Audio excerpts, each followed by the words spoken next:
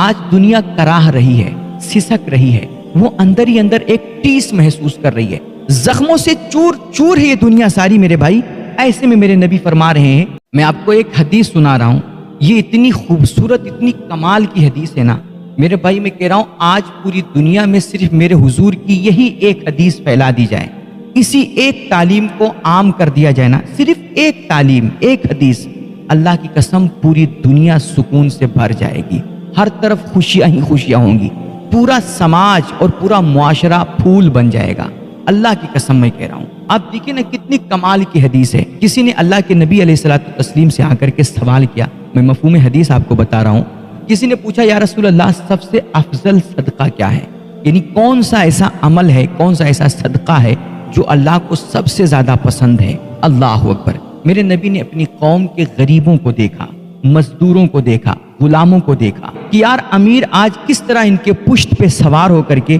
ان سے گھوڑے گدھوں جیسا کام لے رہا ہے اور ان کے ساتھ جانور جیسا سلوک کر رہا ہے۔ تو میرے حضور نے فرمایا اگر تم اللہ کے لیے کچھ کرنا چاہتے ہو اور اپنے رب رسول کو راضی کرنا چاہتے ہو اور تم سب سے افضل صدقہ کرنا چاہتے ہو تو ان غریبوں کو امیروں کے چنگل سے نکال لو، انہیں ان کی غلامی سے آزادی دلا دو، ان کی گردنیں آزاد کرا دو، اللہ تم سے بڑا راضی ہوگا، یہ سب سے افضل صدقہ ہے۔ اس بندے نے کہا یا رسول اللہ مجھ میں اتنی استطاعت نہیں، مجھ میں اتنی طاقت نہیں، میرے اندر اتنی حیثیت نہیں کہ میں غلاموں کو آزاد کرا سکوں، میں غریبوں کو، مظلوموں کو، مزدوروں کو امیروں کے چنگل سے نکال سکوں، مجھ میں اتنی حیثیت نہیں ہے۔ تو میرے نبی نے فرمایا اگر تم یہ نہیں کر سکتے تو کسی بے ہنر کو، کسی بیکار بندے کو کوئی کام سکھا دو، کوئی ہنر سکھا دو، کوئی فن اور گن سکھا دو، کسی نالائق کو کسی لائق بنا دو، یہ تمہارے لیے سب سے افضل صدقہ ہے۔ اس بندے نے عرض کیا یا رسول اللہ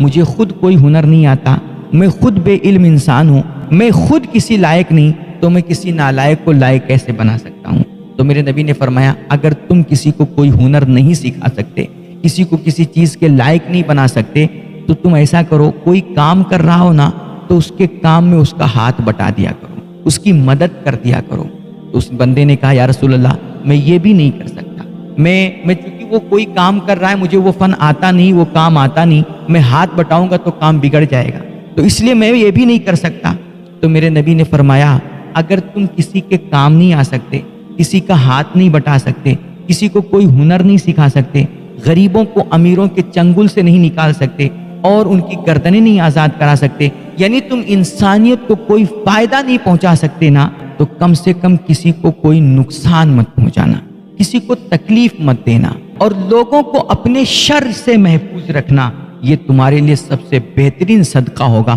جو تم اپنے آپ پر کرو گے۔ اللہ اکبر۔ میرے بھائی میرے حضور کی اس تعلیم کی گہرائی کو محسوس کیجئے، دیکھیے محسن انسانیت نے، درد مند نبی نے اپنی امت کی کس طرح درد کا مداوع کیا ہے۔ آج دنیا کراہ رہی ہے، سسک رہی ہے، وہ اندر ہی اندر ایک ٹیس محسوس کر رہی ہے، زخموں سے چور چور ہے یہ دنیا ساری میرے بھائی۔ ایسے میں میرے نبی فرما رہے ہیں اگر تم اس کی کسی درد کا مداوع نہیں کر سکتے، اس کے زخموں پہ مرہم نہیں رہ سکتے، تو اللہ کے واسطے اس کو مزید زخم بھی مت دینا۔ اگر تم اسے خوشی نہیں پہنچا سکتے نا تو اللہ کے واسطے تکلیف بھی مت پہنچانا۔ اگر لوگوں کا، انسانیت کا تم بھلا نہیں کر سکتے تو انسانیت کو کوئی نقصان بھی مت پہنچانا۔ اللہ کی قسم یہ میرے نبی کی ایسی حدیث ہے نا، کبھی کبھی دل میں خیال آتا ہے کہ یار میں گھر گھر جاؤں، ایک ایک دروازے پہ جا کر کے دستک دوں اور ایک ایک بندے کو پکڑ پکڑ کر کے اپنے نبی کی یہ حدیث سناؤں کہ یار دیکھو میرے حضور فرما رہے ہیں